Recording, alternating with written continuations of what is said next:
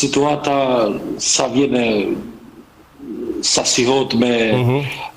fakte dhe informacione relevante të cilat mund t'ju shërbejnë një institucioneve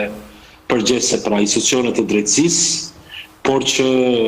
ta keni parasysh një gjë,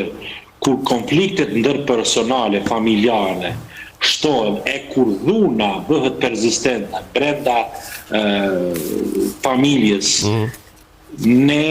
shohim një problem tjetër. Kjo dhunë persistente, në qoftë se nuk trajtohet në mënyrë të mirë fill sipas procedura përkatëse, e ku viktima ose viktimat përjetojnë dhunë dhe nuk trajtohen në rrugë profesionale nga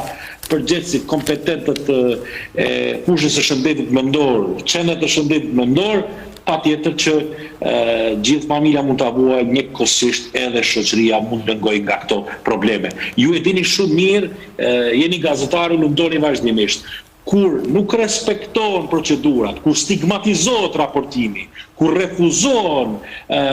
mundësitë apo nuk shtiren gjitha mundësitë për të proceduar një rast në institucionet përgjithëse, atëherë çfarë bëjnë qytetarët? Këtë mbledh, këtë agresion, këtë konflikt e kalojnë në drejtësi private. Dhe kur e kalojnë në një drejtësi private, atëherë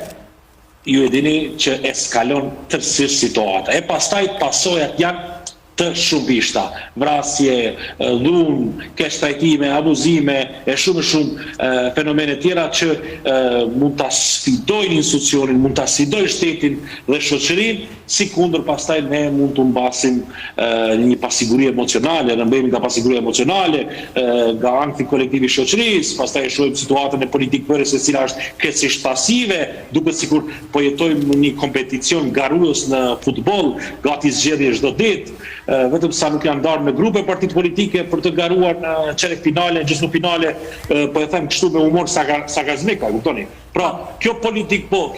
bërje në këto situatë, në këto gjë duhet të kontribuojë sistemi parlamentar, duhet miratohen buxhetet në mënyrë që të forcohet shteti edhe në sferën socioekonomike e më gjerë, por që unë mendoj që gjitha këto lëm pasojat nga në shëndetin mendor kolektiv të shoqërisë.